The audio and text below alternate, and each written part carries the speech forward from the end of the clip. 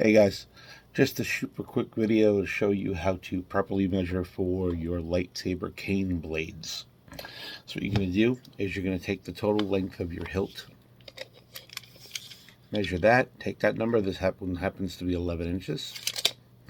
Then what you're going to do is you're going to take that 11 inches and you're going to subtract it from the total length of the blade.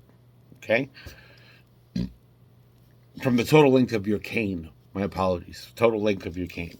Then what you're going to do is you're going to add back whatever the measurement from the longest part of your hilt to where the tape measure stops.